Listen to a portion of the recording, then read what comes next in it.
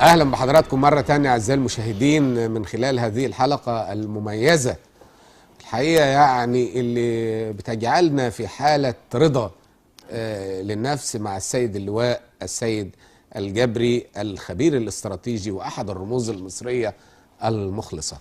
سياده اللواء، كنا قبل الفاصل قلنا عايزين نطمن الناس على الاقتصاد المصري اللي مخلي الناس يعني هل في حالة عدم رضا بعض الشيء، فهل الاقتصاد المصري بالفعل، وانا دائما يعني اذكر كلمة حضرتك وكلمتك دائما، ما تخافوش على مصر. طبعا مصر محروسة ان شاء الله. ان شاء الله. اتفضل يا سيادة اللواء. دلوقتي الحمد لله الحكومة الجديدة دي كان عندها ملفين اللي خدت بيهم تكليف من رئيس الجمهورية، ملف الامن وملف الاقتصاد. لان اهم حاجة الملفين دول الفترة دي والفترة الجاية لازم عيننا تبقى عليهم. عشان كده المؤامرات اللي سيادتك ذكرتها بسرعه عابره واحنا ما اتكلمناش فيها، الخارجيه الدنيئه بتحاول تزعزع الامن في مصر علشان توقع الاقتصاد. تمام؟ ولذلك الاداره اللي بتدير دلوقتي الدوله، مصر في ايد امينه. تمام؟ الشعب المصري عينه مفتحه، الشعب المصري ذكي جدا وعارف ان هو انتصر على اكبر قوه استعماريه موجوده في العالم. الشعب المصري الوحيد اللي رفع لامريكا الفيتو. محدش هيقرر يعني مستقبل شعب مصر الا شعب مصر. ده تماما وقولة واحدة زي ما بيقولوا، لن يحدد مستقبل شعب مصر الا شعب مصر. شعب مصر قدر يمتلك ارادته، واذا الشعب المصري ده اراد ربنا سبحانه وتعالى بيوفقه. تمام؟ فنيجي للاقتصاد. انا بقول ايه النهارده؟ الاقتصاد فيه 8 مؤشرات، 8 معايير لأي دولة. 1 سعر صرف العملة، نشوف. 2 الميزان التجاري. نعم. 3 ميزان المدفوعات. نعم. 4 الاستقرار. 5 الشفافية. كل دي مؤشرات بنشوفها في صحيح. 6 سلة العملات. 7 الادخار. نعم. 8 الاستثمار. 8 عايز تشوف اي دولة بدون بقى ما حد لا يتقول ولا يتفزلك ولا يروح ولا يجي، بنقول ادي 8 مؤشرات نشوف الدولة دي الشهر اللي فات كان ايه، ال8 دول، والشهر ده بقوا ايه. صح؟ اول حاجة سعر الصرف العملة.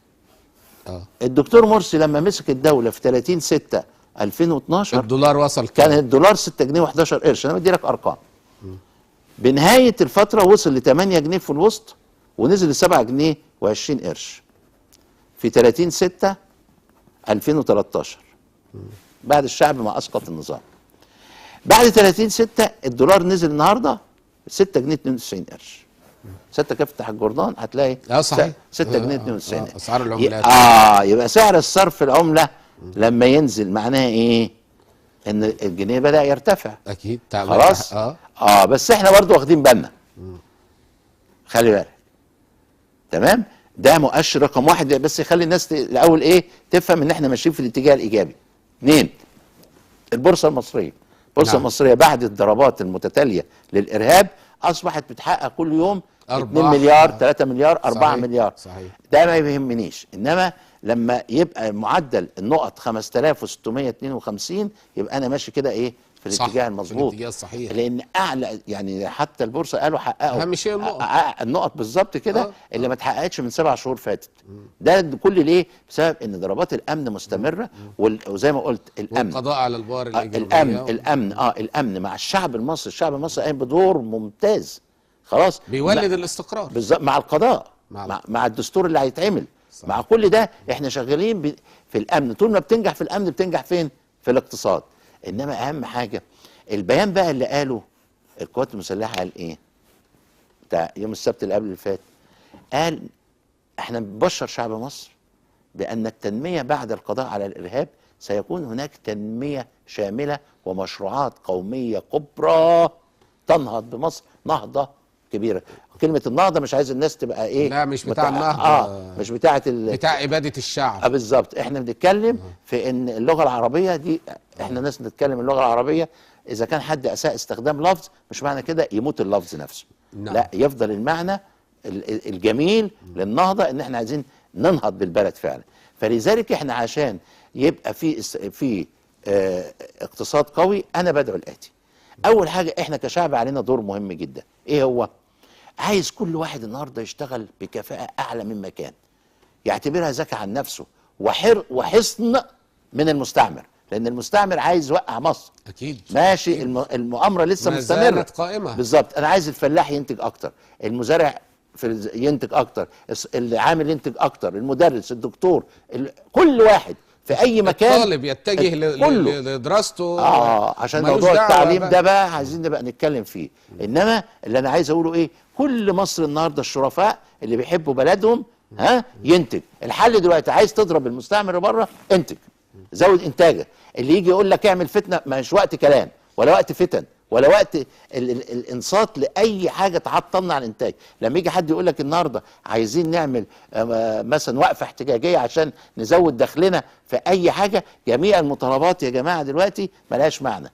البلد في السنه اللي فاتت زي ما قلت لحضرتك الدكتور مرسي 300 مليار زاد الدين. فالنهارده الحكومه بدأ من تحت. يعني هو كان واخدها تريليون 153 والعجز كان 94 مليار في الموازنه العامه، سلمها عليها تريليون 455 والعجز في الموازنه العامه 235 مليار. احنا بنادي كل المصريين الشرفاء النهارده نقف جنب مصر ايد واحده، بان ايه؟ واحد، ان احنا نزود الانتاج. الانتاج هو الاساس، رقم 1 و2 و3. نعم. ولما تزود الانتاج يوم انت تمنع السقوط اللي هو متخيلينه اقتصاديا لمصر. 2، ما فيش مطالبات باي حاجه دلوقتي. نتفق كده نقول لمده سنه لما يخلص الدستور وتيجي انتخابات وتيجي رئاسه جديده، نكون في الفتره دي مصر باذن الله الاقتصاد بتاعها تعافى اكتر. ولكن الحمد لله المؤشرات الحاليه بتقول ان مصر مستنيه مستقبل كبير جدا للاسباب الاتيه. بدون قطع كلام حضرتك، علينا ان ننتبه في الفتره القادمه وخاصه في فتره الانتخابات، ان ننتبه نعم. لمن سيزج بهم نعم. في هذه الانتخابات. نعرف ده مين وهويته ايه. نعم. واتجاهاته ايه. زي الدكتور عبد المنعم ابو الفتوح اللي بيلعب دور مش عايز اوصفه بوصف، لكن احنا على الهوا ما بلاش لكن انتوا عارفين انا عايز اقول ايه. نعم. وغيره. نعم. وغيره. نعم. وغيره في نعم. ناس كتير جدا. لابد ان ننتبه لهؤلاء. نعم. الطابور الخامس ده عايز يتبطر بتري تماما. واعتقد ان الشعب المصري لديه من القدرات ان يكشف هؤلاء ويعرف مين المخلص لهذا البلد ومن الذي يحيك لها كل المؤامرات والدسائس. بمناسبة بقى، طب يعني انت اثرت موضوع مهم، موضوع الطابور الخامس. طب خلينا، انا مواطن بسيط عايز اعرف ده طابور خامس ولا مش طابور خامس. ما احنا لازم الناس تفهم ازاي. صحيح. تكتشف ده بيقول طابور خامس ولا مش طابور خامس. مصر دولة كبيرة ودولة عظيمة ومؤسساتها الأمنية من أعلى المؤسسات كفاءة في العالم. أيوة. في الثمانينات حضرتك، أنا هقول قصة سريعة كده للسادة المشاهدين علشان يعرفوا الطابور الخامس يكتشف ازاي. كان بدأت الحركات التكفيرية الإسلامية والجهادية تطلع. المهم الأجهزة بدأت تبقى تشوف الناس دي، تمام. ففي اليمن اكتشفوا حضرتك ان 13 زعيم إسلامي واللي كان بينادي بالإسلام ولازم نعمل التفجيرات ولازم نعمل كذا ونروح طلعوا ايه؟ إسرائيليين. الأمراء اللي في اليمن بالظبط إسرائيليين. أنا بقول لك 13 واحد. 13 واحد. فتيجي أنت تشوف دلوقتي، أنت عايز تعرف ده مين طابور خامس ولا مين مش من طابور خامس. شوف بقى، وهو اللي بينشط الدنيا وهو اللي بيولع. أي واحد النهارده يقول كلام يثير فتنة تعرف من طابور خامس، سواء بقى حسن نية أو سوء نية. كده عدل. صحيح. أي واحد يجي يقول تعالوا نعمل مظاهرة، ده طابور خامس، سواء بحسن نية أو سوء نية. أي واحد يجي يقول أنا هعمل وقفة احتجاجية علشان عايزين فلوس ولا عايزين كذا، ده طابور خامس أيا كان، حتى لو بيصلي على السجادة معاك ليل نهار، ده طابور خامس. أي واحد هيعطل الإنتاج في مصر، ده طابور خامس. اي واحد هيستقوى بالخارج ده طابور خامس، اي واحد هينادي بالقتل ده طابور خامس، اي واحد بينادي بالفتنه ده طابور خامس. زي اللي بيعطلوا المترو وبيعطلوا القطارات وبيقطعوا خلاص. الطرق وبيخرجوا في انا اديتك الروشته، حاجه يعني بصراحه. انا اديتك الروشته بالظبط. يعني احنا النهارده سياده اللواء سيد اظهر جزئيه مهمه جدا فعلا، وكانت خافيه عليا انا كمان. يعني انا استفدت مع حضراتكم النهارده مين هو الطابور الخامس. كل من يقوم بفعل شاذ غريب، قطع طرق، تعطيل الانتاج، وقفات احتجاجيه، مش عارف ايه لا مفيش. كل واحد خلاص ده الطابور الخامس، ولا بد ان يكبح ويبتر حتى مهما رفع اي شعار. ليه؟ بالعربي كده تلاعب بالشعارات ده. ما فيش شعار دلوقتي غير الله اولا ثم الوطن ثانيا. ما تعملش حاجه تغضب ربنا. ربنا امرك بالقتل؟ لا، يبقى انت بتغضب ربنا. ربنا امرك بالكذب؟ لا، يبقى انت بتغضب ربنا. ربنا امرك بتعطيل الطريق؟